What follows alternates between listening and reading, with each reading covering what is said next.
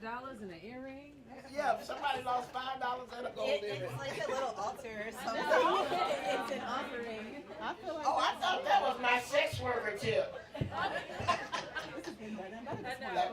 That means that's all I'm worth, $5. Oh, no. Loretta. Really not. Oh, that's all I charge in my classes is $5. I call myself the Walmart of consciousness rate.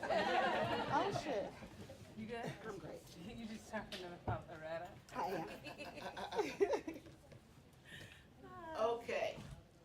Well, this panel this morning, which we're going to take until 10:30, including discussion, so we won't lose a lot of time. Amazing. And maybe a little bit longer because we're going to talk a little bit about next steps. But Jaleisha and I put this panel together. He said, after all of this information that we share, why not bring 3 of the most brilliant people we can think of and have them imagine what should our next steps be for reproductive justice, for dealing with reproductive and genomic technologies. But what is the power and potential of Black women imagining these things and stuff? Yes. And so that's the point of this conversation. We're going to start off with Dr. Sidney Curtis with the Deep South Center for Environmental Justice and a visiting professor here at Smith College, if I'm not mistaken, right? Yep, instructor. Sorry. All right. We're so lucky. And then that's going to be followed by Monica Simpson, the executive director of the Sister Song Women of Color Reproductive Justice Collective. All right, Sister Song. And if y'all know about Let's Talk About Sex, you need to let us know. Hurry up. I mean. Right. Okay. And then, of course, the one and only Paris Hatcher, who Yes. is the founder of Black Feminist Future. And I just think that nobody better than these 3 women can project us into not the 21st century, but the 22nd. Let's go that far ahead of the world we want and how we're going to get there. Let's do it. So why don't we start with you, Sydney? Okay. Okay. Good morning, everyone. Good morning. Thank you. I'm Dr. Sidney Curtis, and I currently work as Training Institute Director at the Deep South Center for Environmental Justice. We're based in New Orleans, Louisiana. I teach at Smith over the summer in a pre-college program called Women, Gender, and Representation, and my course is called Rest as Resistance, Black Feminism, and Radical Interiority. So Loretta's remarks this morning brought a tear to my eye because I'm like, we are legitimate in our 23rd century vision of rest and of radical divestment. It needs to be charged. The microphone needed rest. Oh, here you go. The microphone needed rest. They're there. That one works. There we go. Thank you. In our radical vision of divestment from capitalism through revoking our labor, mental, emotional, physical, and through radical rest. But today I'm here to talk more specifically about reproductive justice and environmental justice, which I'm really excited to highlight because if we're casting ourselves very far into the future, right now it's a hopeless moment for that exercise, at least to me, because of the rollbacks in environmental protections and the just stark evidence in our daily lives, in our communities of environmental harm coming for all of us through extreme heat, through other extreme weather events like flooding. As the planet warms, our atmosphere can hold more water, and that means worse floods, worse snowstorms in the rainy season, and extreme heat in the dry season, which has already claimed countless lives. It's a very bleak time, but if we are dreaming ourselves into the 23rd century, I just want to talk about a little bit of the history of the environmental justice movement and ways that I think a Black feminist lens and Black feminist organizing can propel us and, in fact, as has been said, continue the tradition of Black women saving ourselves and our planets through solidarity, especially with indigenous communities and through principled organizing. So I'll be talking a bit more about those principles after I talk about the background. So again, I'm Dr. Curtis. I got my PhD at Loyola University Chicago in higher education, so I'm trained in curriculum and instruction in post-secondary education. I come to this as an educator and as an organizer. So while in Chicago, I worked with the coalition to defund the Chicago Police Department. And there I was exposed to Black queer feminist organizing, which I believe are the principles that we can take forward at a local level to save ourselves and our communities and our planet from this climate crisis. Let's see. I came into the reproductive justice space through a focus on Black women's maternal health in connection with the AFIA Center. Shout out AFIA Center. Always in Dallas, Texas, where we have some of the worst Black women's maternal health outcomes in the country and therefore the world. So we are in a crisis on many fronts, and I understand my purpose, burgeoning purpose, is to make those connections between these interlocking crises and the Black queer feminist solutions that I perceive. I have to shout out Dr. Beverly Wright, the founder of the Deep South Center for Environmental Justice. She is my mentor, she is my boss. But she is a pioneer who, like many of our nonprofit and community-based organization leaders, is unsung, undercited, and overlooked in this space. So her white and male counterparts are being lauded as the fathers of environmental justice, but she has been doing this work in the Louisiana Petrochemical Corridor, also known as Cancer Alley, for over 30 years, for longer than I've been alive. And her work as a organizer, but also as a scholar and a proud HBCU graduate, which we want to talk about the future of in the 23rd century. I believe that our HBCUs will be that site of liberatory knowledge production that will see us through. So I have to shout that out as I learn more about the foundations of our movements from the past and how HBCUs will play a role in our movements in the future. So Dr. Beverly Wright founded the Deep South Center for Environmental Justice, as I said, in the New Orleans, Louisiana area and in the what's called the river parishes in the petrochemical corridor. So this is what is known as a sacrifice zone, whereby the communities of mostly poor and Black people living there are expected to bear the brunt of disproportionate contamination due to petrochemical and fossil fuel production coming from the Mississippi River.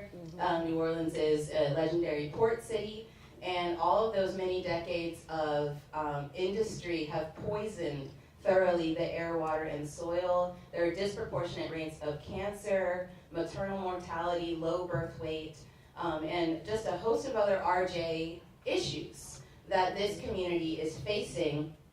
But they have been organizing as environmental justice community leaders. And like many of our life-saving movements, they are marginalized coming from the South. So how many of our social justice movements, for lack of a better word, have started with Black communities in the South? And if we're thinking about how we're going to survive this, I think that their grassroots work is where we need to look for those possibility models and to support literal life-saving organizing. Another example of this is in Warren County, North Carolina, considered the birthplace of the modern environmental justice movement. So what I want to highlight here is the extremely localized impetus for EJ that I'm encountering as something that is, it is germane to the air, water, and soil where you live and where your loved ones live and where the most marginalized people in your community live. So again, in 1982 in Warren County, North Carolina, residents of a predominantly Black community resisted the state's plan to establish a hazardous waste landfill, physically putting their bodies in front of the trucks coming in with this contaminated soil filled with cancer-causing PCB chemicals.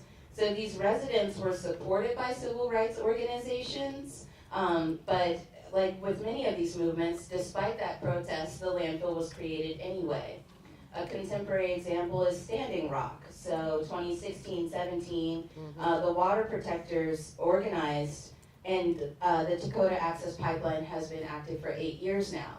So EJ is a movement of hyper-localized bodies on the line in its origins, but if you look at it on its face, there are many L's taken.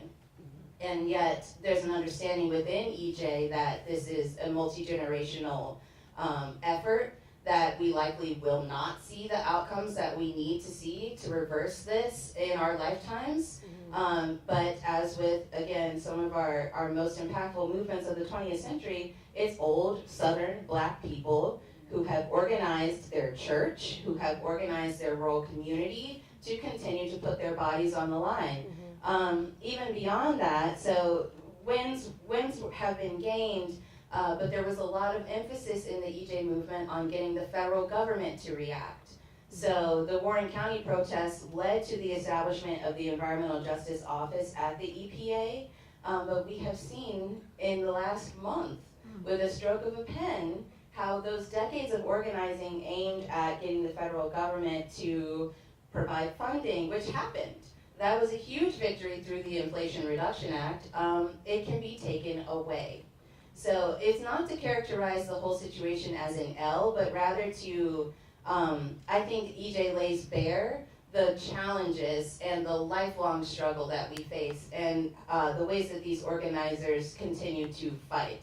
So I hope that provides a really extremely abbreviated background. There are 17 principles of environmental justice. I won't recite them, but if you want to look up the first National People of Color Environmental Leadership Summit, held in 1991, this movement and RJ, I have found in my research, are very parallel. Absolutely. So what I'm excited about is to be speaking about these intersections, because there are some things that the leadership of the EJ movement has prioritized that I don't think will be the solutions for us to see the 23rd century.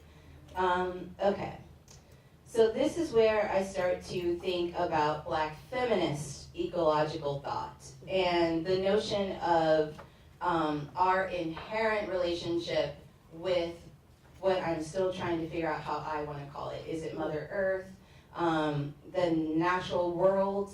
The more than human is a common phrasing. So with the inherent relationship that we share to the more than human life world, we are the best positioned to resist Cartesian dualism and that extractivist, carceral, colonial, imperial logic that says the natural world is for ours to extract what we need. Rather, we understand the harms of that, having lived firsthand. And I think that RJ has a lot to share about resisting patriarchy that leaders of the EJ movement need to hear and receive in order to center the voices and experiences of those most affected, which are Black women and their families and their children, through that third tenet of RJ. So when we think about our specific positionality and our ancestral knowledge, I feel so free to speak about spirituality now, because that truly, that is for me the coalitional thread for building our movement base to bring more people into this interconnected struggle, but it is also the very practical survival strategy as far as how we face down what is truly the end of our natural world and continue to fight this fight over multiple generations and facilitate intergenerational healing. So I won't talk too much about spirituality because it's been covered, but that is one of the core and primary aspects of how this work, I think, will be carried out. A few other aspects. Black queer feminist organizing. So Charlene Carruthers wrote a book, I think in 2021. Charlene is the previous leader of the Black Youth Project 100, which is a International, I understand, organization of Black youth, specifically between the ages, I think, of like 18 to 35. 18 to 35, and I think Paris is a perfect person to expound on the organizing community and these principles. But 3 core principles that will lead grassroots organizing to continue this fight are: 1, building strong leaders. So elevating a leadership model that is not top-down, that encourages multiple people to have a stake in this fight and to center themselves. So what is your personal commitment to this? And this tenet reflects the Black feminist ethics of care. So my scholar hat comes on and I'm like, well, Patricia Hill Collins said that our lived experience is not only valid for knowledge production, but it is the most important aspect of narrative that we have to work with and to organize from. We have empathy, we have personal expressiveness, and we have the value of affect and the centrality of emotion to guide our decision making and to order our steps. So this, if we can foster that in enough people, we're building an affirmed coalition of multiple strong leaders in this fight. Second principle is of Black queer feminist organizing, which I think is the kind of organizing I would like to see our EJ leaders adopt, is to adopt healing justice as a core value and principle. So this means navigating and going, not running from, but running toward those instances of having to facilitate healing from interpersonal harm and violence within the movement. So as we broaden and build this tent, there are going to be some serious instances of harm between those of us who are all becoming those many strong leaders. And we would do well to, as Loretta has said in recent work, call people in rather than out. And there's many ways of thinking about and framing that, but at the end of the day, it's extremely hard work to continue to organize with those who have violated some aspect of our principles. But if we adopt healing justice as a core framework, we continue that Black feminist coalition and base building. Very much easier said than done. Bell Hooks, though, said it very well. We cannot fully create effective movements for social change if individuals struggling for that change are not also self-actualized or working towards that end. When wounded individuals come together in groups to make change, our collective struggle is often undermined by all that has not been dealt with emotionally. So this is a Black feminist and a queer Black feminist principle for centering emotions and not discarding those people who we need their contributions. And there's more to say about this that I'm just not hitting it right, but we cannot have an exclusive movement if we're going to not break our link in the chain.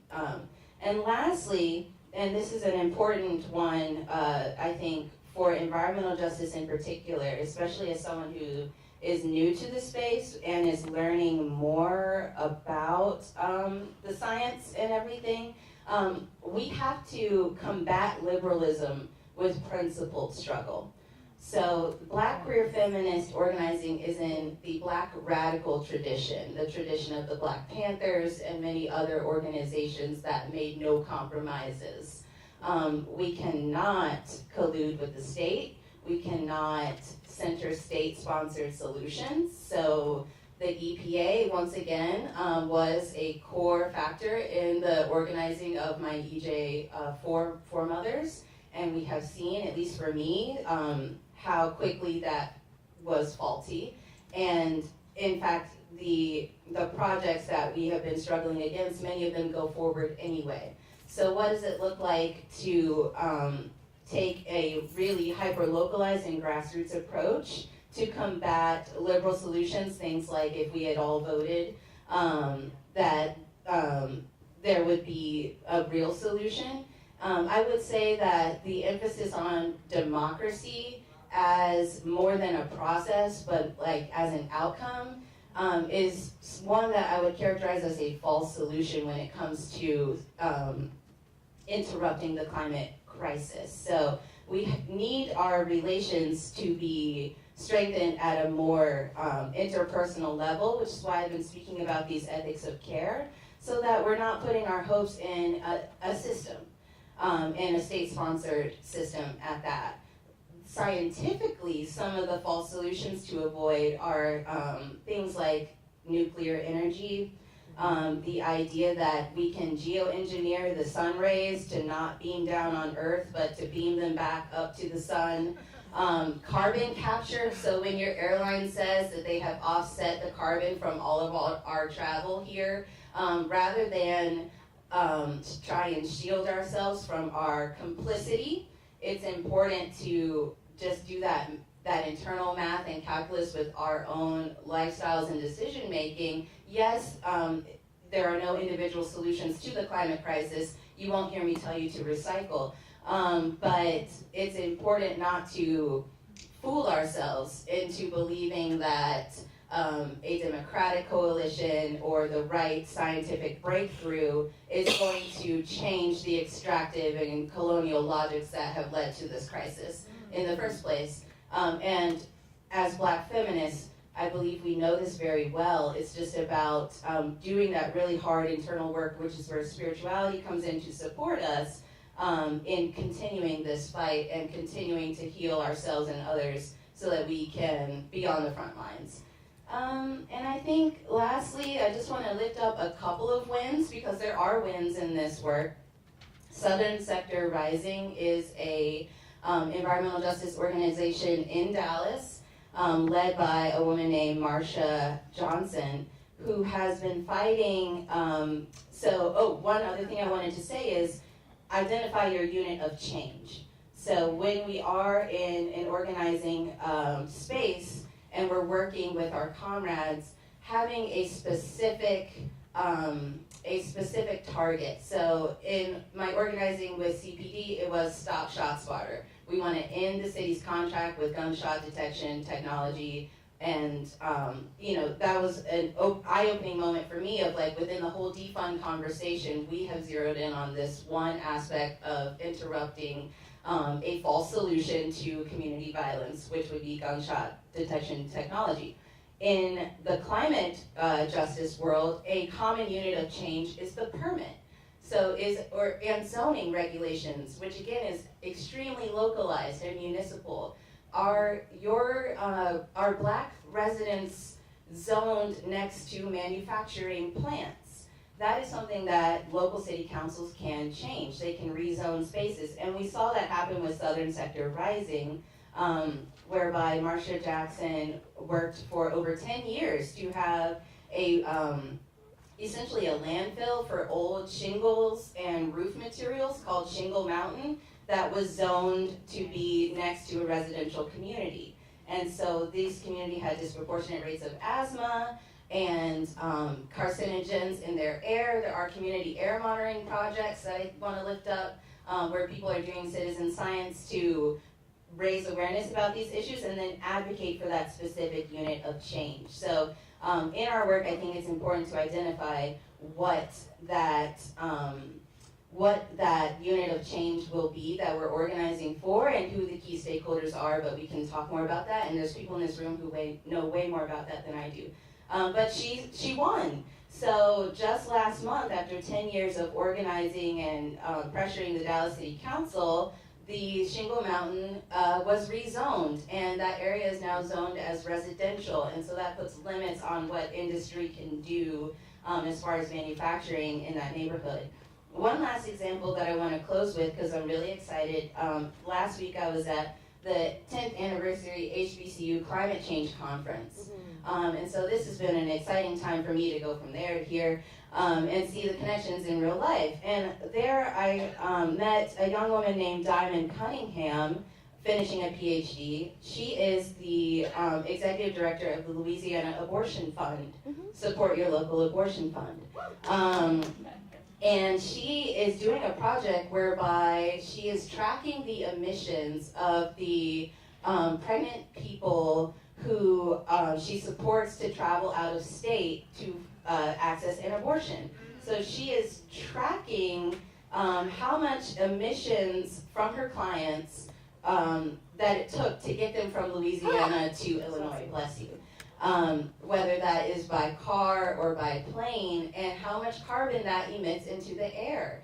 And so this is just a concrete example of measuring the interconnected impacts of what may happen in the RJ space on our environmental justice fights, all to better identify that unit of change that we advocate and organize around. So I just want to close with that example because I think Black feminists are doing this work, and I think that we need to be in greater partnership with Indigenous communities, because at this notion, and I get this from Ayanna Elizabeth Johnson, Dr. Johnson, who you may have heard of, if our climate solutions do not have Indigenous people at the center, then they're false solutions too. So we have, I think, at least for me, a lot of rewiring to do in where I seek solutions from and what communities I consider the experts that will help us reverse this crisis. And finally, the principles that I and others organize around to maintain our fight through strengthened relations with one another, with the natural world. We can talk more about ecofeminism and how that is a frame that we can bring into the space and marry with RJ principles, but I'll stop there and let the more experienced organizers take over.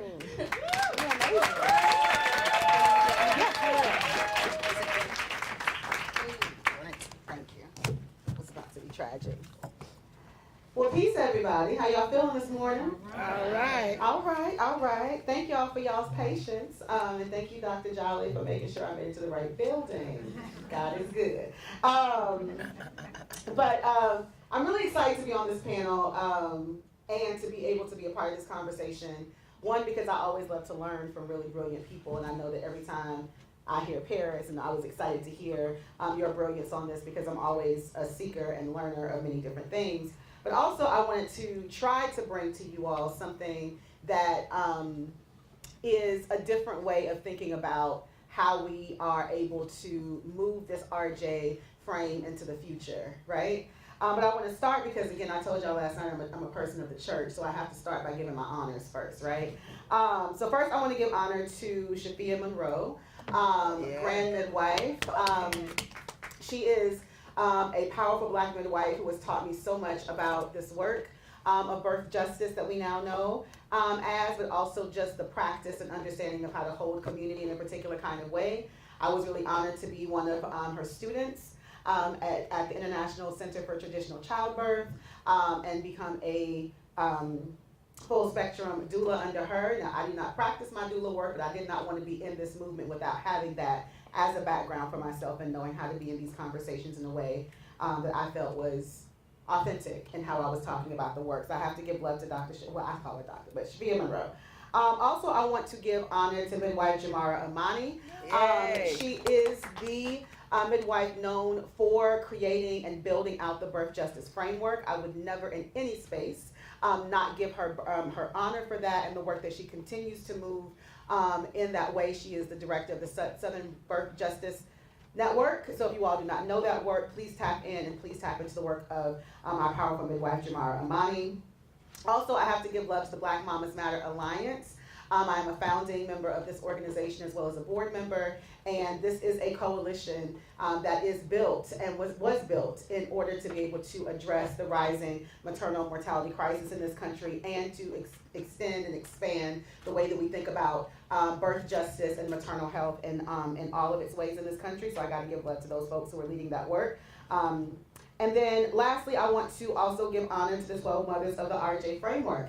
And the 12 mothers of this movement is their shoulders I stand on to do this work every single day.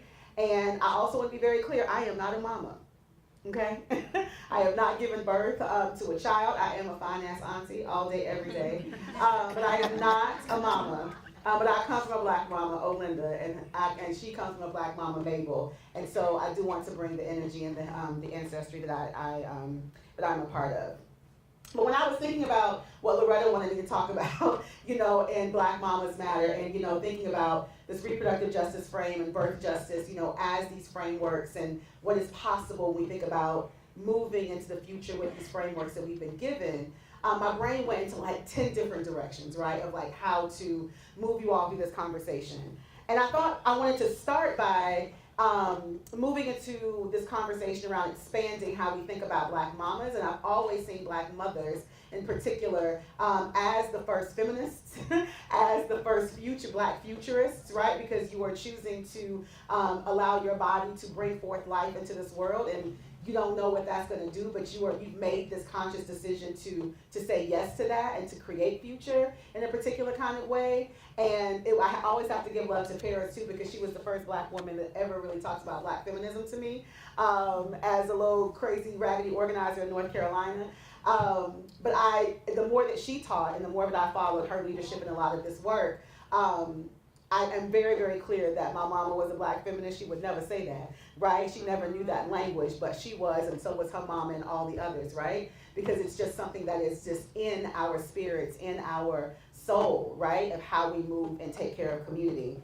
But I also wanted to talk about this notion, because I think that in the reproductive justice frame, which I'm sure so many of you in this room understand and know what these tenets of reproductive justice are, right? The human right to be able to have the children in the ways that we want, to be able to prevent or end pregnancies, to be able to parent our children in healthy and safe environments, bodily autonomy. Like, we understand what this framework has given us, right, in RJ. But one of the things that I feel like we really had to expand on, right, when thinking about how do we want to include more people and more communities in this conversation of RJ, was how do we move from a very womb-centered space, right, that did, create some barriers for some communities, right, when thinking about seeing themselves reflected in this framework. And so I think that the way that I've been talking about reproductive justice, which I believe has been resonating with a lot of folks, is one, I've always seen mama in a very broad sense, right? So mama not necessarily being someone who just birthed children, but black women have been birthing movements and concepts. We have birthed, so many different things, right? And so how do we create a world where we're able to allow our bodies to have the safety that it needs to be able to birth whatever that thing is that we want to bring into the world? And that has really been able to open this framework up for so many folks who may not feel that their path to liberation is connected to them, bringing a child into the world, but it may be them figuring out what they need to have the resources, access to the resources, I should say, to what they need to be able to birth whatever that thing is that they feel is inside of them and to bring that to the world, right? So I wanted to name that because as a person who hasn't had a child yet, I definitely still see this work so deeply connected to myself, regardless of the fact whether or not I've had a child. The other thing I wanted to bring in to kind of set the tone for this conversation today too is the way that I think about reproductive justice and birth justice as well is not only about these being powerful frameworks that have given us these definitions that we're able to organize and mobilize from, right? It takes me back to the quote from R.G. Lord that says we can't have single issue movements because we don't live single issue lives. And I think that both of these frameworks in the way that they were created by black women allows us to be able to live into what I believe is the nature of what Audre Lorde was teaching us. But I also think that what these frameworks also did was create what I call a cultural intervention too, right? And so from a way of a person who comes into this movement, again, not from an academic space, but as an organizer, as a creative, I've always been trying to figure out what is it that RJ also gives us the ability to do beyond the organizing power of its framework that helps us think about how we get to the future.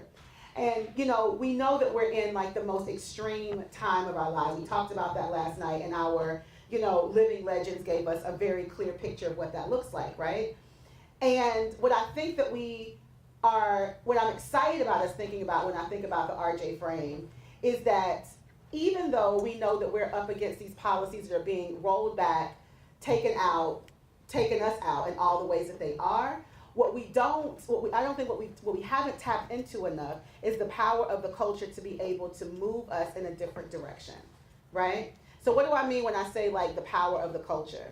So if you think about what the opposition did in terms of like where we are right now in this political moment, we saw an opposition that used narrative, that used stories, that used the media, right, and culture as its way of moving its work in a particular way, right? In a very, very, very scary way. Are y'all feeling me? Okay. And so what I feel like RJ gives us the ability to do is to think about how we do that differently within our own communities. So I also, there's two other folks I want to bring into the room who's helping me think about this. One is Bernice Reagan Johnson, right? And one of the papers I read from her around collaboration, she talks a lot about like, you can't keep just talking to the same people and thinking that you are actually moving something, because you're not going to be doing that if you are not thinking about how radical you're making your tables and your spaces. The other person I want to bring in is Tony K. Bambara, who says that we have to make our movements irresistible, right? And what I don't think that I don't want to frame this in a negative. I think we have a powerful opportunity now when thinking about the future of RJ to frame this work and to frame how we're talking about this work in a more radical way that allows more people to see themselves reflected, their stories reflected, and to be able to move it in a way so that people are actually talking about this work in a different kind of way. So I want to give you all an example of what I mean by that from a cultural intervention perspective. So we are working at Sister Song with our culture shift work on thinking about what our theory of change, of culture shift really, really means. Because I think this is a newer strategy that a lot of folks have not really caught a grasp of yet, right? I think a lot of people think when we say culture, we just mean throwing parties. It means that we just trying to hang out with really cool people, but that's not what this is. Honestly, if we really think about what RJ is as an actual framework, it is also a cultural intervention. So I want to give you all the definition that we're working on that is framing that. Here it is, sorry. So the way that we're framing a cultural intervention is that a cultural intervention is an intentional action that challenges and disrupts the dominant power structures of the status quo with the goal of responding to the immediate needs of the community in order to move them towards action while offering healing and using joy as strategic resistance. Now, whenever we were really working through this and we were thinking about RJ as a framework and as a movement, it really started to shift us in thinking about not only is it a framework, not only is it a movement, it is a cultural intervention that has the power to move the people, right, in the ways that we need them to. So I want to give you all an example of like how this has worked for us in our work in terms of like using narrative and shifting in a particular kind of way. So how many folks have heard of the Trust Black Women framing as Sister Song, right? Yes. So this was a campaign that was developed in 2010. 9 Black women-led RJ organizations pulled this thing together, right? And we did that in response to not only crazy-ass billboards that were going up all over the country, in particular in Georgia, starting in Georgia, saying the most dangerous place for an African-American child is in the mother's womb, right? It also came with this crazy legislation that was also rolling through our state houses, right? Sex selection bans and all of the different things that were coming down in the 2010s, where Black women had been telling people from the very beginning that the train is on the tracks, and if we are not paying attention, then we are going to start losing in a major way. And we have now seen where that train has led us, right? So this was a narrative opportunity for us to shift the culture for Black women who were starting to see these crazy racialized attacks on our reproductive lives. So yes, that was powerful in the moment. It combated the crazy billboards. It was used in terms of us pushing back on legislation. But it also was a gateway for us to start to build partnerships and to build deeper relationships and to broaden the table of RJ in an intersectional way. So what has that now done for us in terms of like using this as our entry point to do this in a cultural intervention kind of way? One, we were able to start to build ties with those who are doing Black liberation work, right? That allowed us to open up the door to how we talk about Black Lives Matter at that time in 2014. It opened up the door for us to think about how we start to build more strategic partnerships with the movement for Black lives. That has now opened up doors for how we think about moving in the civil rights spaces. Like it has created a train, right, that has continued to move us in building deeper connections, that has allowed us to build more power as a movement.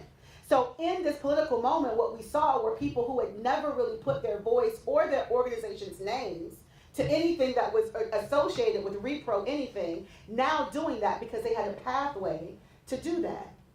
So why am I using this as an example, right?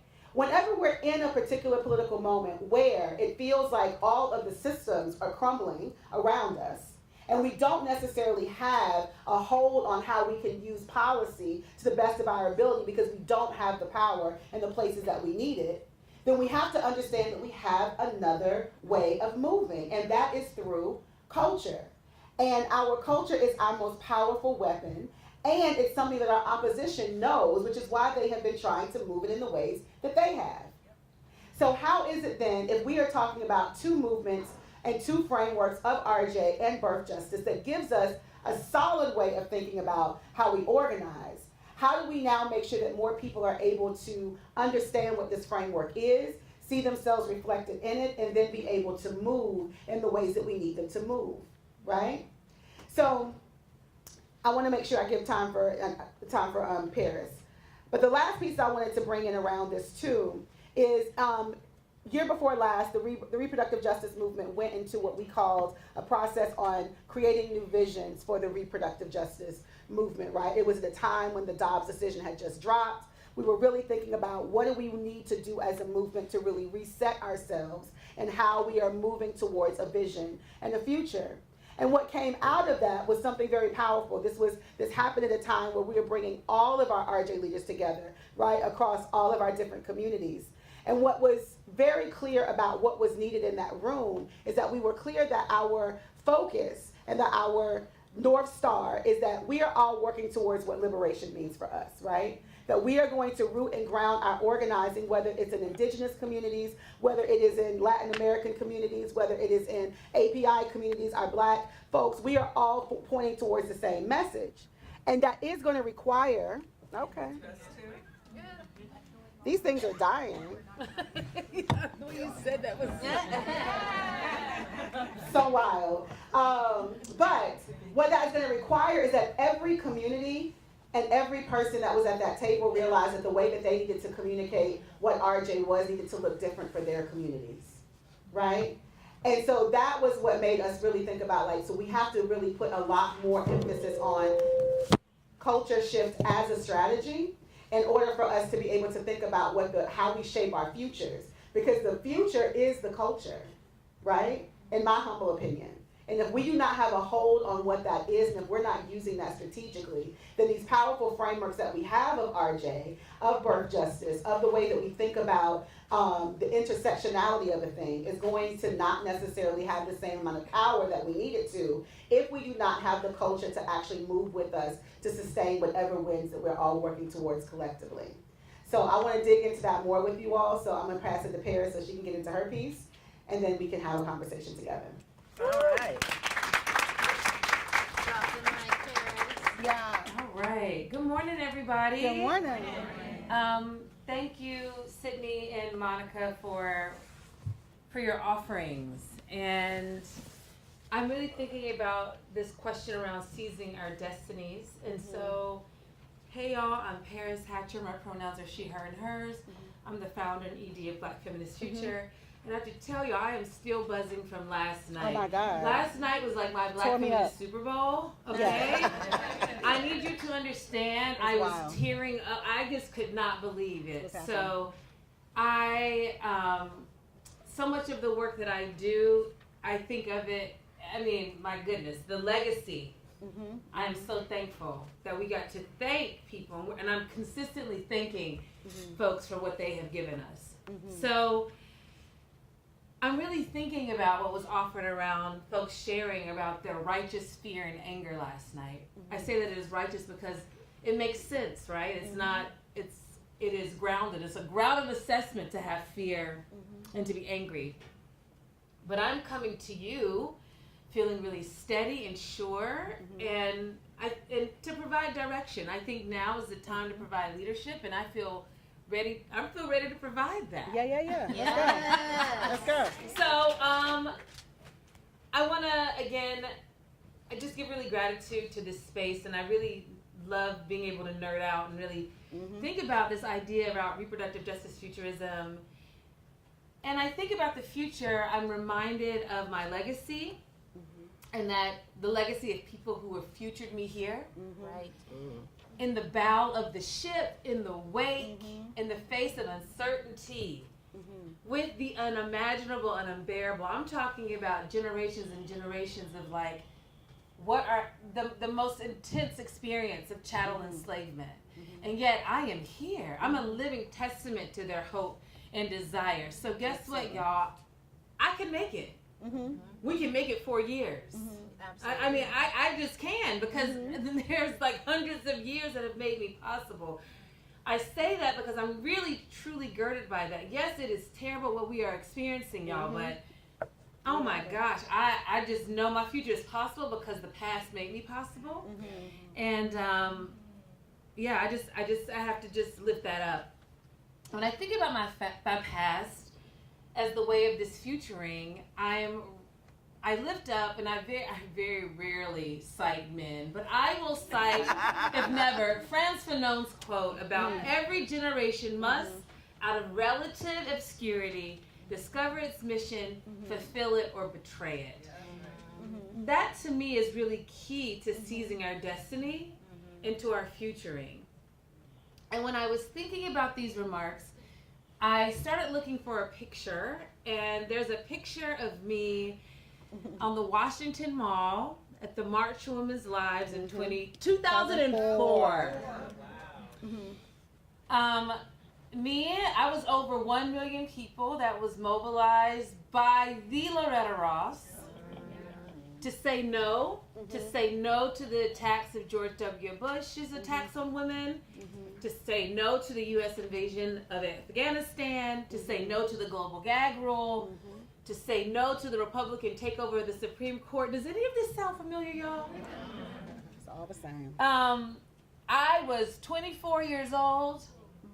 I was a grad student at Clark Atlanta. I was new to Atlanta. I had been organizing for a while.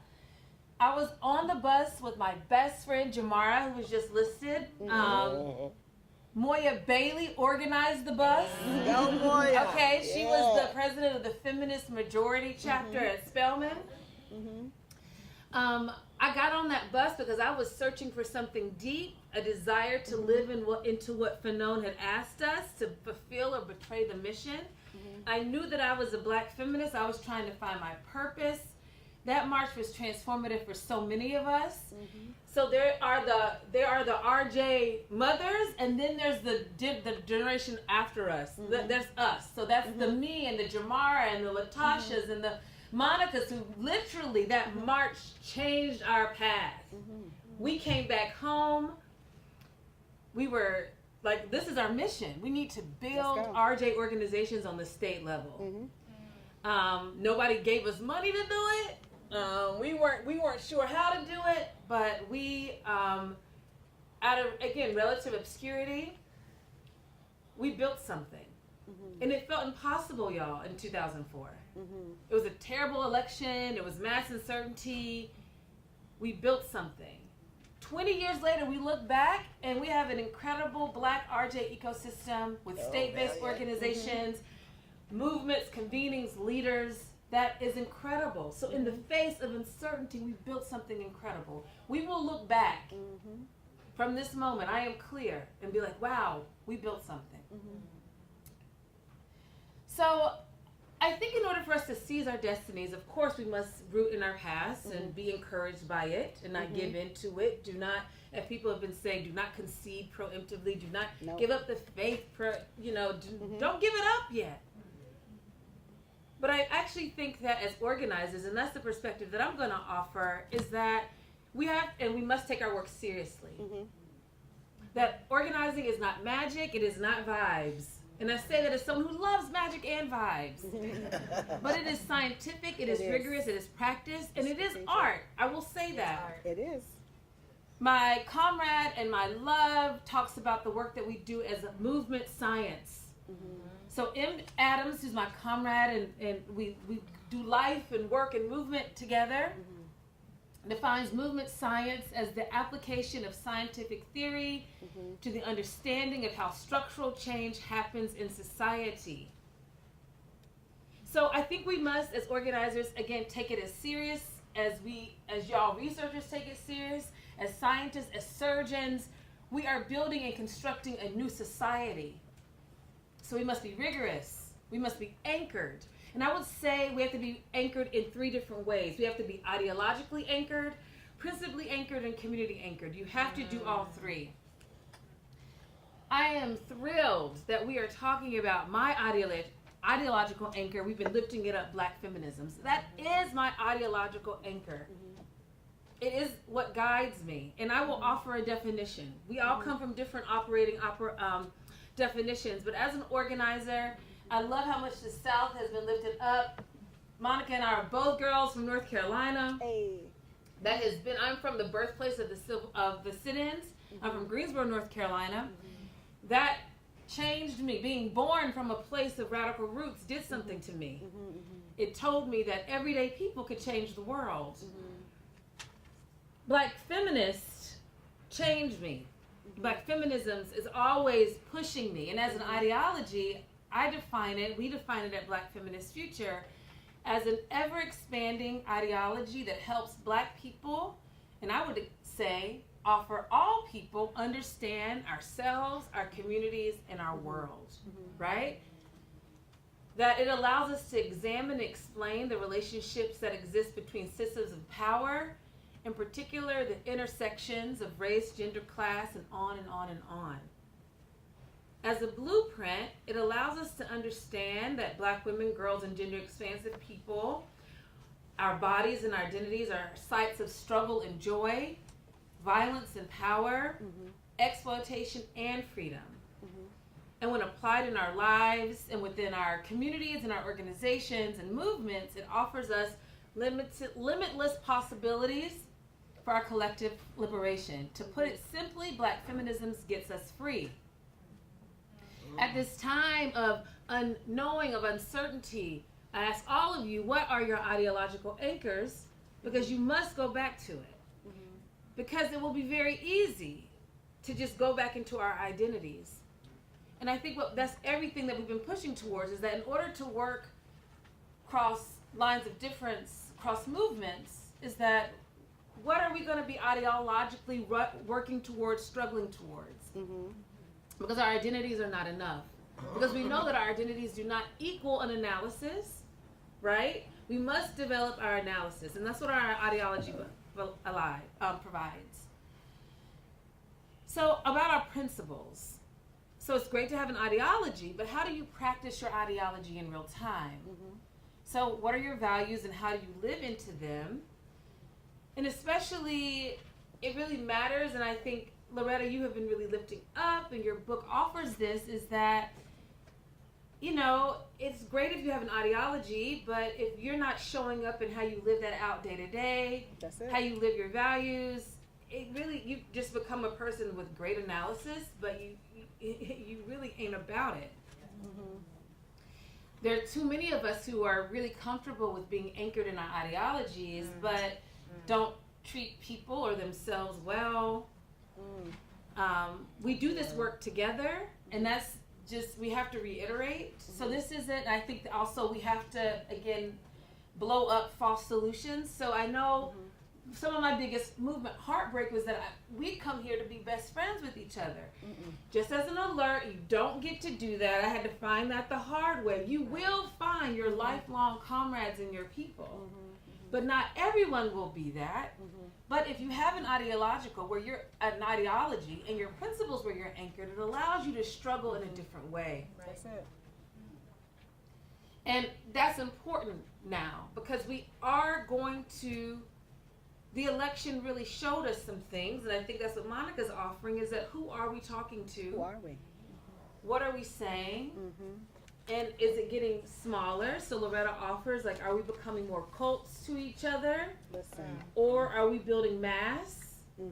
Right? Yeah, like we do this work together, so how are we really moving together? And I think this is around being community anchored. And I think while we're in this explosion of the possibilities of social connections through the internet, which I love. I'm not on TikTok, but I am on Instagram, and I do enjoy that. Me too. Me too. And TikTok. I do think, though, we have to beware of the false solution of the individual actor. Period. So, I do love individual activism. I think it's actually really important. But when people say, what should we do in this time, I will tell people you must join organization. That this idea, the overplaying of the individual, we do it together, y'all. And I think people keep wanting, like, where is our king? Literally, like, we want MLK. We need that soul voice. We need this. We have multiple leaders. So that gone to, like, the one leader is not going to, that's never going to really revisit. But I do want us to know that being an organization together lets us build real power. Not build ego. So yes, join an organization or a community group, show up to the meetings, do the work, pay the dues, take on leadership, learn how to handle conflict, be willing to be undone and show back up over again. Again, I'm talking to y'all around, 2004. I'm still here. You're gonna work with people for the long. Right. You're going to keep seeing people. Yeah. So you're going to have to get that together. So, yes, you have to be community anchored and resist the urge to allow people to put you on a pedestal. You have to resist it. You have to resist it. Absolutely. Who do you belong to and who claims you? That's actually my big question. So if anyone asks you, who are you organizing with? Who claims you? Who can actually vouch for you? Yeah. So when I think about this thing around Black feminists preparing for the 21st century, from my reading, from my research, the movements from across the diaspora can always inspire me. African feminists, Caribbean feminists are my biggest, deepest teachers. I know that in order for us to sustain, when I look at the other movements that are moving across the world, how authoritarianism and fascism has been defeated has been through having a strong 21st century left feminist movement. In the United States, it must be, this is my analysis, led by Black feminists. We've had a feminist movement led by white women. It does not work. We're not doing that. Can be a part of. Again, there is a role. And I would say it needs to be led by Black feminisms as well, because you can have Black feminists not led by Black feminisms. We can talk about that. We need to understand that we're in the position that we are today because the feminist movement in the United States has been put down, defamed, declawed, villainized. But I got my fangs, my claws. I think y'all do too. We're building. And BFF was founded with that in mind. Was founded because we need a vibrant left 21st century feminist movement. When asking what should we be clocking at this time, what are the dangers, the rise of, neoliberalism, the capitalization of, everything, the rise of conservatism, purity culture, the trad wife. It is not coincident, y'all. It is actually literally, and I have to tell myself this a lot. What we see is not just organic content. We have to know that our opposition is curating culture too. Yes. This trad wife, conservatism, purity. Yes. The young people are more conservative, more purist. I don't know if you've seen the new research around alcohol consumption, even sex, premarital sex. It's becoming more conservative. It's kind of like, what's going on? What's happened, right? Like we've got more technology so that you can have more safer sex than before. There's all these things, and now people are becoming more conservatism, more purity. This global anti-gender movement, the attack on trans bodies, sexuality, abortion access is global. So again, to lift up what Dazan and others saying, so should we. We must be global. We must resist girl boss feminism and choice feminism. So fight the individualism and the identity only. So I'm a boss. I'm a girl boss. I have my own business. I'm my own. We must resist it. We are at a time that we must heighten the contradictions because they are so apparent. You have a billionaire who's running this government. The contradictions around what even democracy means. Wow. I mean, we have to exploit them. Yeah. Now, this is something that we don't like to do because we like to kind of play nice. The left likes to play nice. I think we got to get dirty. And I think we have to use culture to do it. And so I'm going to conclude with that and open it back to y'all. So I do really believe we are in a really, I think, an exciting position I do too. at this time. And I think Black feminism is key to it in building out and seizing our destinies and continuing to advancing our future. So thanks, y'all. Thank you. Thank you. Thank you very, very much. Before I turn it over for discussion, which we will go on, I just wanted to bring a couple of more names into the room. Because as you were talking, Monica, Paris, and Sydney, for some reason, Juanita Williams popped into my mind.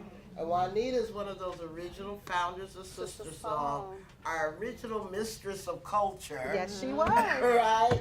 All our quilts, all our stuff. Very true. But the reason Juanita popped into my mind was as an organizing story. Because Juanita was a quilter, knitter, down in rural South Carolina, Orangeburg, South Carolina. And she wanted to convince her predominantly white Christian grandmother's knitting circle to knit these hats for the Pink Pussy March.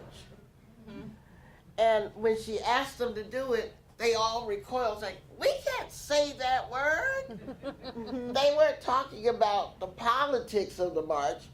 They were talking about these white grandmothers who couldn't say the word pussy without losing respectability. And so Juanita was not deterred. At all.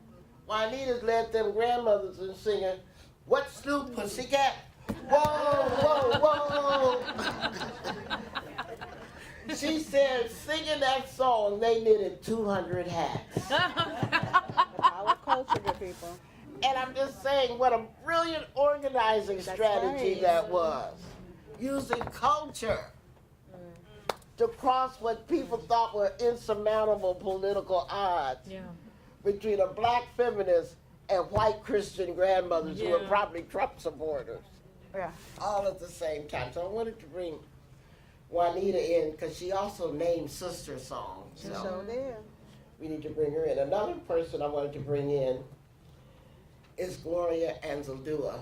Period. Because Gloria taught us that we as women of color, we as people of the drum, we love living in the land of ambiguity. And that is what's going to save us in the future. Yeah. The fact that we don't have to have absolute certainty to know that we're on the right path. Yeah. We know because it's us and because of who's got our backs, called our ancestors, that we gonna always be heading in the right direction. And so we don't have to see the destination to set up on the path. Yep. Which unfortunately is a shortcoming. The other thing Sherry Moraga said when she wrote this bridge called My Back. Period. Don't let your past steal your present. That's another thing that we have to pay close attention to. Because what we've been through may not be all that we're gonna have to go through in order to get to the other side. And the last thing I'll stop with is calling another sister into the room, Faye Williams, from Sister Space and Books. Most of you probably don't know about Faye, but Faye started the first black feminist bookstore in America. I didn't know that. Yeah, called Sister Space and Books and stuff. Okay. And it was Faye who organized the Black Writers Conference, at which I met Octavia Butler. Right. Faye brought Octavia to Crampton Auditorium, Howard University, and gave us all a chance to hear from this amazing sister.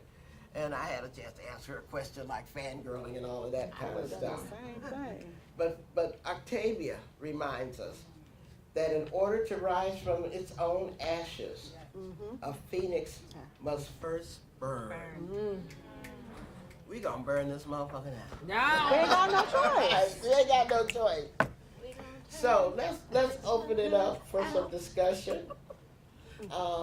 We need a new way of organizing. We need a new way of being, but we also have old faith that we can do this.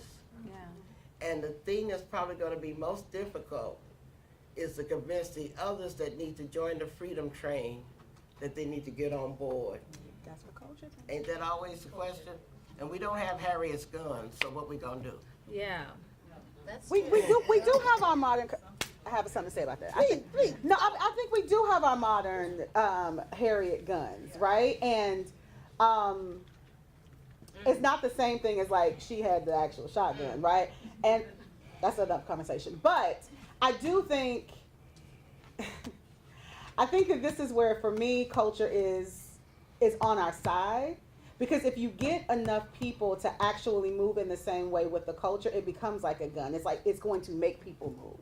You know what I'm saying? And so I do think that there is power in numbers, and I think that culture gives us the ability to build that number, and that then becomes what the new quote unquote gun is, and like saying either you gonna go with us or you not, right? But people have to see that they have to that their back is against the wall, and I think that's what our opposition did really, really well in terms of their ability to capture culture in the way that they did and narrative. They made you feel like you had to be on their side, and if you were not, then you weren't good, right? And they did a good job of doing that with their narratives. Like, I don't know if you all follow culture. Well, I mean, this is just in me every single day. So I like have my own ways of seeing how they move their words. Not gonna tell you how I do that.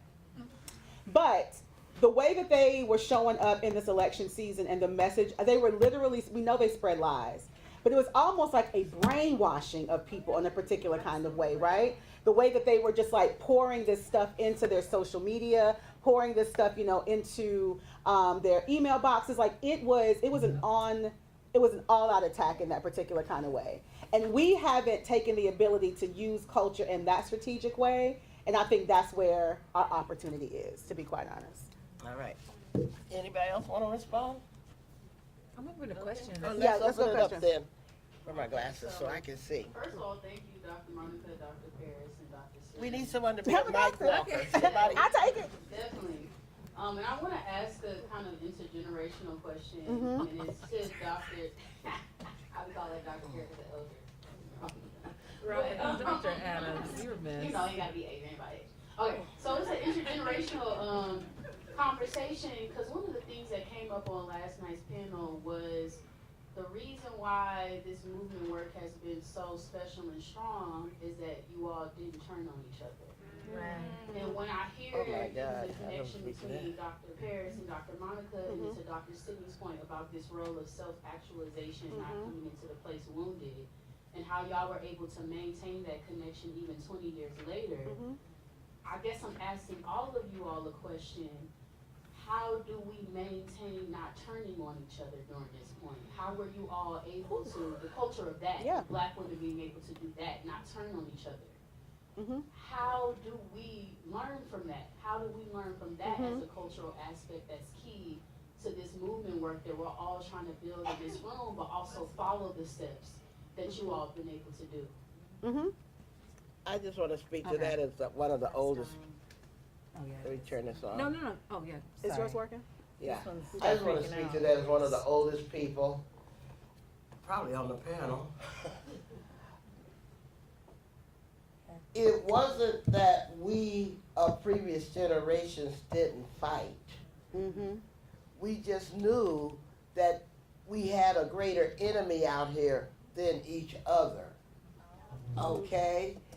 And so that necessitated, particularly when I first came into the feminist movement, there'd be a conference of 200 women and there'd be 4 black people there, 4 black women there. Mhm. Well, you know, if you're the only one of 4 black women, you ain't gonna fight with the other black women. You're gonna try to figure out how you can be in somebody's hotel room and do whatever you need to do, like Yeah. we did in Abel Mabel's room creating reproductive justice. Exactly. Tony Bond and others were there, you know. Mm-hmm. And so it's not that you fight, and it's not that you make mistakes. I mean, it's not that you don't fight, you know, and it's the power of forgiveness. Mm-hmm. It's the power of having a longitudinal lens, saying, I might fight with you today, but I'm going to organize with you tomorrow. You know, and so it's not one of those kumbaya things like we all just got along and we all just had an instant love fest. But when you do a proper threat assessment, you don't take your eye off the enemy no more than you take your eye off the prize.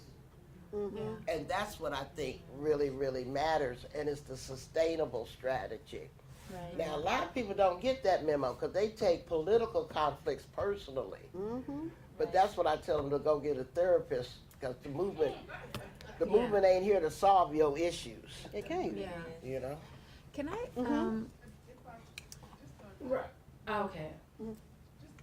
Just really quickly on that, and thank you for that question, Dr. Robin. What you see, and this is what in this moment of reflection, and in a little bit, because grief is just memory, right? So, in a little bit of a grieving way, what you see is what has survived. Right. So, I want to acknowledge that not everybody that we thought Right. we were in relationship with Yes. made it in relationship to now. Mm-hmm. And that as we go forward, that too is a piece of our Sankofa moment that we have to understand and remember those relationships as well, what went awry or what went different. Some people, whether it was through conflict or not, Mm-hmm. fell out of love with the movement itself. Right. Found other movement to be a part of. Yeah. Or just went on with life in a different direction because that's their path. Right.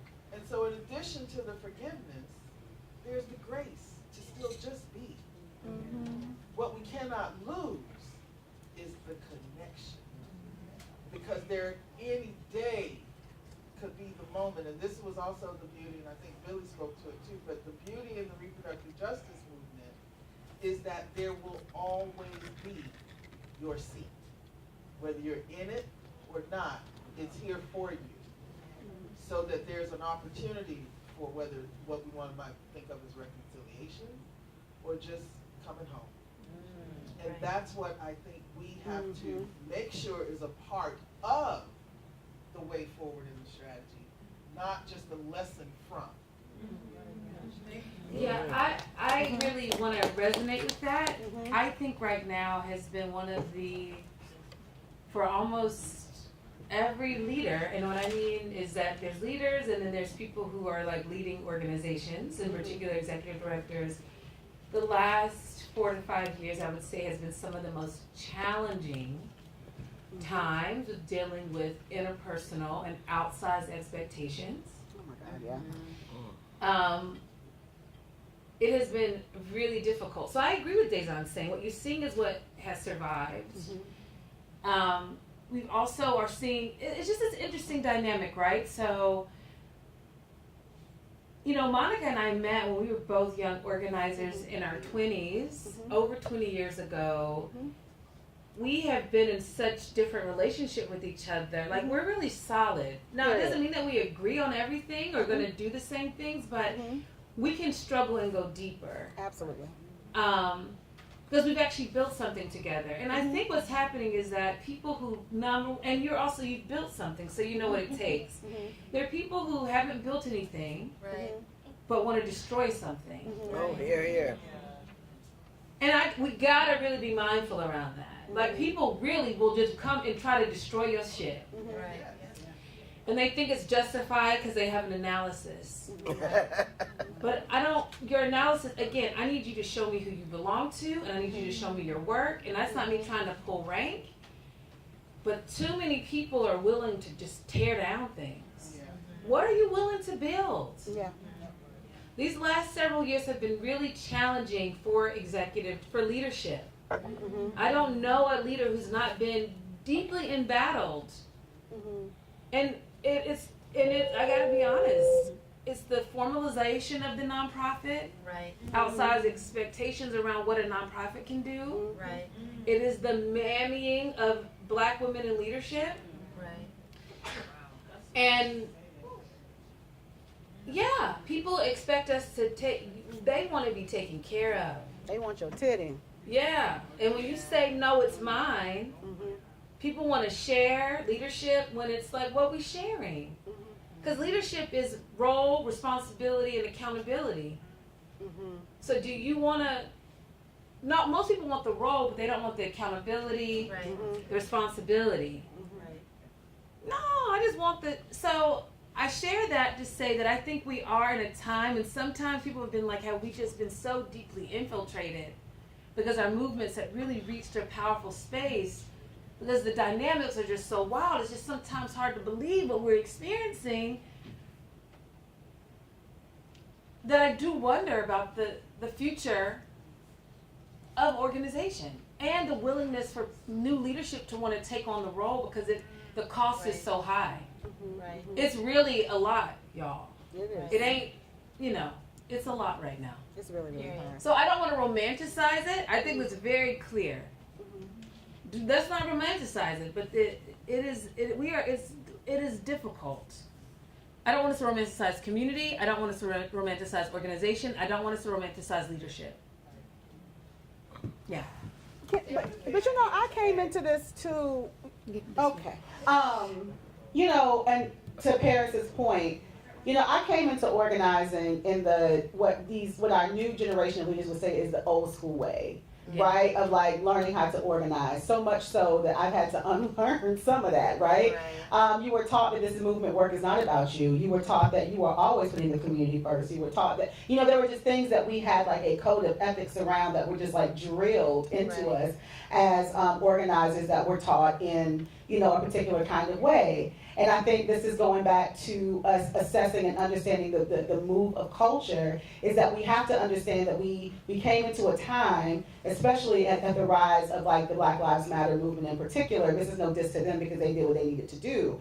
But it did create a different way for folks to actually come into movement work that was so much rooted in disruption, right? And not in like coming in, understanding ideology, getting your values together. That's not how people came in. They came in because we are under attack, and we have to disrupt and tear up everything, right? And that energy has created a new kind of generation of activists, but I do think that we are contending with as leaders who have now moved into like positions of power.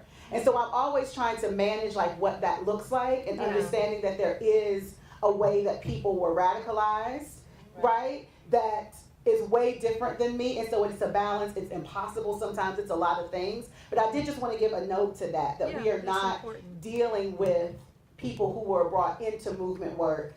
And then we got people coming into movement work who are coming in off the heels of the culture because they listen to Amanda Seals, or they listen to some people, who have like all of these political views that are not necessarily connected to organizations, but it's just the way that they read and the way that they built their analysis. And so we got folks coming in off that too. Yeah. So I think that we have to understand where folks are coming in and off of. And then back to your point, sis, about like how we deal with this conflict. One of the first executive coaches I had was not the general executive coach. It was a person who was a spiritual leader. Period. And I knew that I needed that because I was building something, and I knew that it was going to like be a thing that I would have to like really truly contend with. And one of the things that she told me, two things that came out of that experience. One was, this organization or your work is only going to go as far as you are willing to heal. That's right. If you are not willing to heal yourself, That's right. then then your work and your people, the way that you create your teams, everything will be stagnant. And it will create more of an atmosphere for conflict because you are not willing to do what you need to do to unlearn and to remove that trauma from your life, right? That's one thing. And another spiritual leader told me a long, long time ago, she said, do you want to be right or do you want to be heard?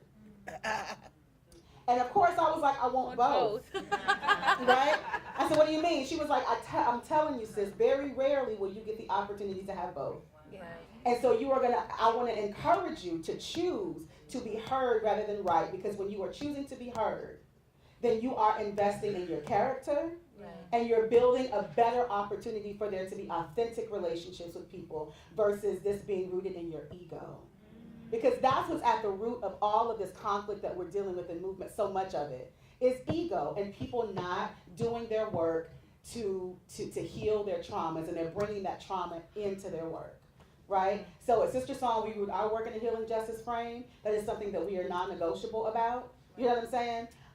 And I know for me as a leader that I would not be able to do this work. And not saying that I haven't dealt with conflict, not saying I ain't been wrong, not saying I ain't had to deal with a whole bunch of shit, right? But I know that I am only able to still be in this room almost 20-something years later, right? Because I was committed to my healing first. And I tell everybody, you can't come to RJ and not heal. You ain't gonna last. I mean, I just feel like this movement is one that forces you to contend with what you need to heal within yourself. So anyway, yeah. There was some, I'd like to jump in on here. Please.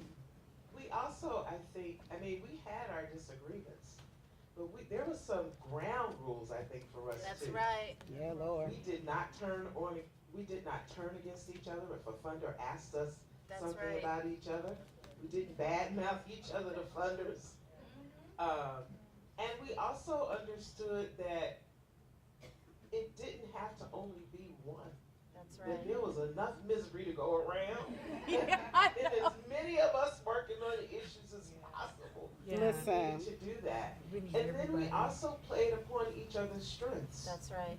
Loretta was always trying to send me somewhere to be the spy in the room because she said people thought I was less threatening.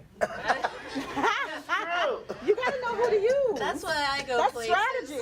Right. Strategy. Strategy. Disarm them. And the other thing that I want to say is with Trust Black Women, when we came together, we had a multi-pronged strategy, much like they have now with the Project 2025. Exactly. Right. We had everything from comms to policy and That's advocacy right. to That's organizing right. to religion. And I just want to say, Loretta, somebody said you sounded very Christian up there.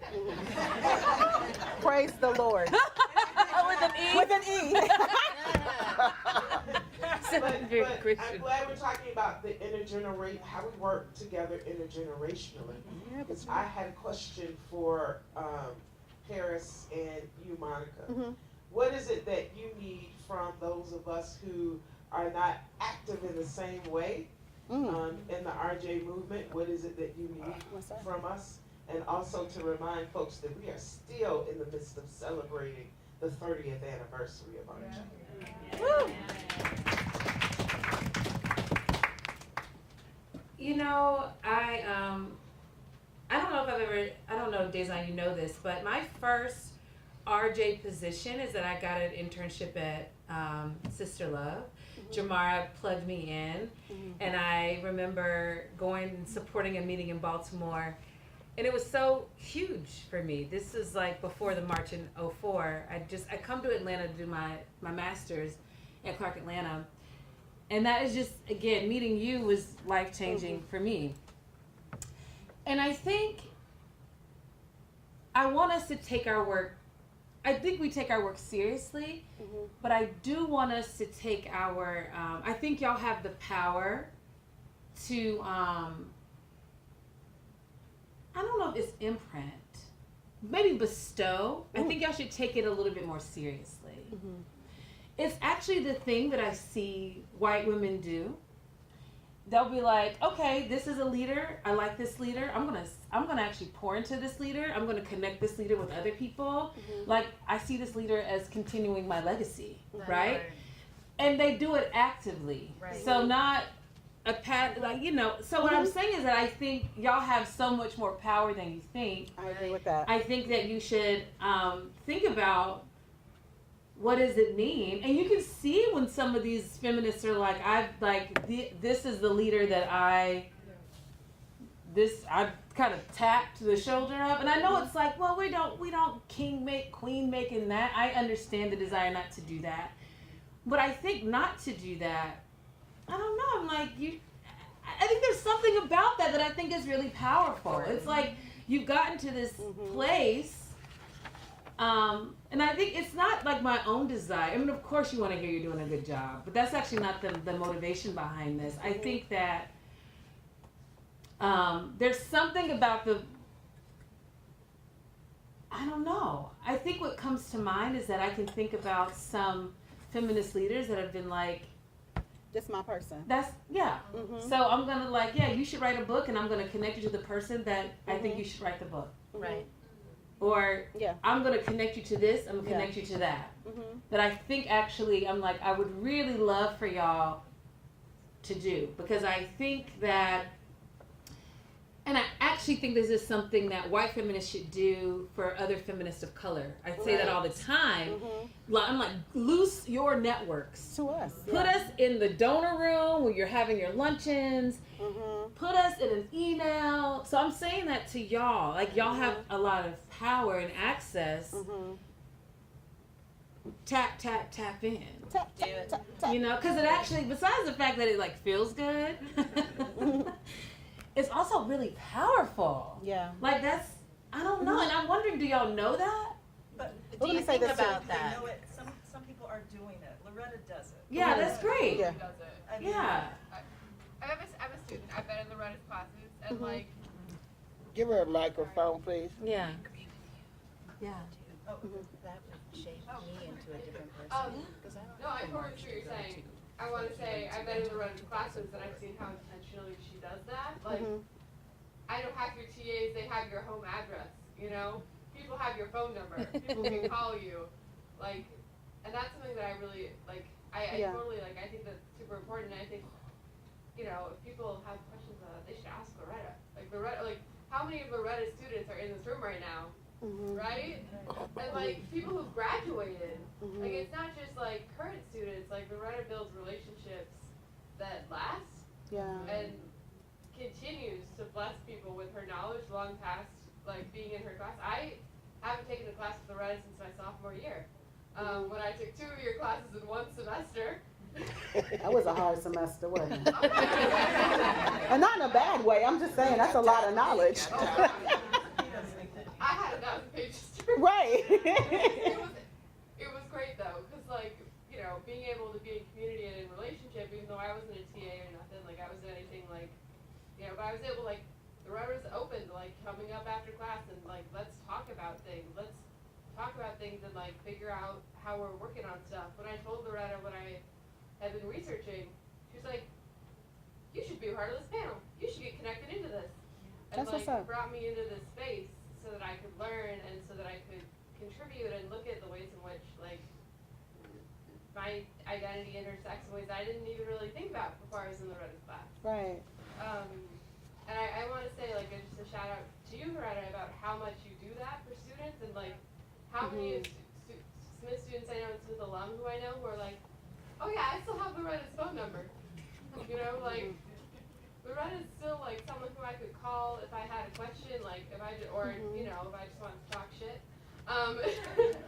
Yeah. Or you want to come clean my house, you know. I listen. I mean, all the help. That's that Loretta, too. your students will do it for you. I'm not worried about it. That was classic. That was, okay. You wanna go So, run some errands? can I also just say this piece to your question, Tony, too? Because I do think that a lot of you do it, but I also hear your point, Paris, about like how strategic are we moving in that way to make sure that we are like moving these new leaders, especially those of us who are holding down organizations, right? And like trying to move, you know, work in really big ways. How do we do that better? The other thing that I want to, and I've always appreciated Loretta for doing that for me. Yeah, and for sure. Loretta was my entry point into this work. And right. so I'm just, I don't even have words for Yeah. what that means for me. Well, I do, but it's too much to say today. But to your point, or to your question, Dr. Tony, one of the things that I appreciated about Loretta when I first came to Sister Song, goodness gracious, in 2010, was anytime I came to her to say, I'm thinking about this new thing, right? I see this in a different kind of way. You know what I'm saying? And she's like, well, if you don't see it, create it, Right. right? If it's not showing up for you in the way that you need it to, create it. And I remember we did this was about 2011, Loretta. It was around the conference. It was going to Miami for Let's Talk About Sex in Miami. And I was just like, well, how are y'all working with culture workers? And what is this work? Because that was, again, that's my point in like movement work. And she's like, well, I don't know, but you can figure it out. Like, you do it. You know what I'm saying? And she created the space to do that. And so I'm using that as an example to say that this framework is ever evolving. Right, this framework of RJ is ever evolving. We are always thinking about new strategies. We are always thinking about new ways to like really keep pushing this framework. And I think if we had more, I think what my ask of you all is when you see that we are developing these new strategies or new extensions, so to speak, of this work, that you all are also lifting that up with us. Right? Because we see you all as the foundation of this work, of this movement. And I think that, and in particular, because I think the culture shift thing for me is relatively new. I've been on the front end of this particular strategy and like really pushing this work for a really, really long time. And I know it's hard for people to get and see the importance. I think they do in some ways. But it is a different kind of strategy. It's a different way to be thinking about the work. But I do think it's the future. I think we have to not just organize ourselves to liberation, we have to create our way towards liberation. And so I think having you all's kind of like stamp of approval on this is new stuff coming out of this movement, you all need to be paying attention to it. These are ways you need to be having conversations about it, that is going to help us, you know, as leaders keep building these new frameworks, these new strategies, these new pieces of work. Like one of the other new pieces that's coming out of Sister Song that Leah is leading is around like fertility, and she's like really been pushing a lot with like Dr. Joy Crib Prairie and so many different people. But it's like a newer piece of our work that hasn't had like deep legs. Like we've always talked about it, but they're like building like language and strategy around how to make sure that fertility justice is like also deeply embedded in this work. And so I think that as again these new things start to emerge from these new leaders and those of us who are, you know, working in the movement, the more that we can get like that, for lack of a better term, stamp of approval of like, they got that thing going, I think that's gonna help us move those strategies further and for us to continue to build more power in them. And I just wanna close this panel and move us, transition us to something else. But I also want to bring into the conversation Billy Avery. Is Billy still here or she's gone? She's gone. Well, anyway, I still want to talk about her. Yeah. Because Billy ain't no ways tired. Billy is still working on these issues. That's right. She went from teaching us about honoring our menstruation and on becoming a woman back in the 80s. Mm-hmm. Now she's working on period poverty around the world. Mm-hmm. How young women can't access menstrual supplies around the world. She's 86 years old and still doing the work. But I want to close and tell another story about Billy that y'all may not know. Back to your question, Robin. Because Billy fired me. Let's get into it. I'm serious. She fired me. I picked up my life and moved from Washington, D.C. to Atlanta to work at the National Black Women's Health Project. Well. And a year and a half into the job, Billy fired me. My heart was broke. I felt I had been betrayed. In fact, I had betrayed her. So I'll tell you the story. Because I'm proud of it. And I'm proud of the fact that I still love me some Billy Avery, despite the fact that she fired me. That's how relationships last in the movement. I want to tell you. Billy told me a secret, and she told me not to tell. Who she was promoting to a job. But another person vying for the job was up for being the director of the editorial page for the Atlanta Journal-Constitution. That was Valerie Boyd, the late, great Valerie Boyd. Right? So Valerie called me one day and she said, Loretta, I'm going to turn the Atlanta Journal-Constitution down if I'm going to get that job that Billy's offering. I'm trying not to betray Billy's secret, but at the same time say, Valerie, you need to go take that job, honey. Needless to say, Valerie got on the phone immediately and called Billy. So how dare you not give me that job? Oh, she set you up. No, she didn't. She kind of did though. No. She was doing what she needed to do out of her stuff. I don't think it was about me at all. But Okay? But what I learned from that, because this is what Billy taught me.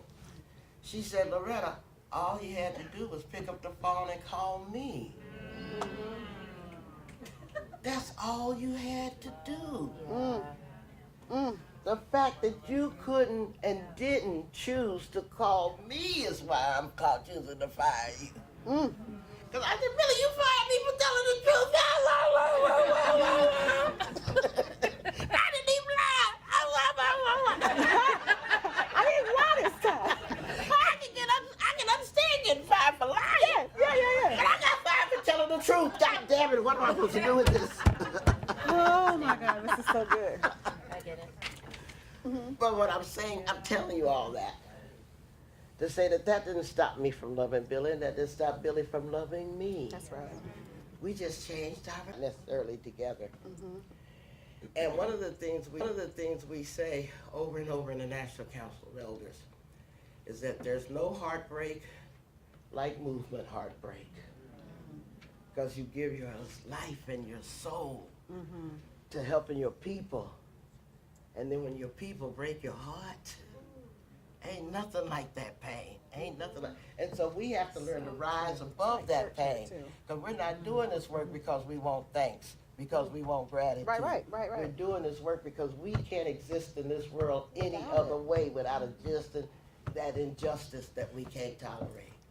We don't know how to be any other way. So let me shut up.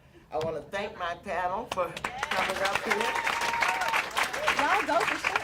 Yeah. And I want to invite Jaleisha Jolly so we can close this sucker out. And thank y'all. Okay. Y'all been wonderful. I thought so. That's what we said. I said, wait a minute, because Loretta said, Monica's giving, and I said, wait a minute, Monica ended up at Amherst. I was in Amherst. Oh, shoot. Oh. No, it's okay. Oh, we got to get a picture You first. are documenting, okay? I think it's this generation that has to take a photo of everything. It's called archives. Do you want us to sit down or stand up? Archival preservation. No, get the three of them. You got Okay, 3, and then I want everyone. Yes, you too, Loretta. Yes. But I kind of want this background because it's looking. Oh, y'all got to come in front of the Okay. thing. Okay. You in this picture anyway, Loretta? I got to get a video. You tried it. You tried it. Okay, 1, 2, 3, beautiful. Okay, I'm gonna take another angle. All right. 1, We love this. 2, 3, absolutely. Come on, all kinds of red lipstick. Okay, I got it. Yeah. I'm screaming. I cannot believe this just happened. Okay. It seems like there's movement to have a bio break. I think people need to buy it. Okay. So we will come back at 11 o'clock. Take your 15-minute bio break. We'll come back at 11 o'clock and close this thing out, okay?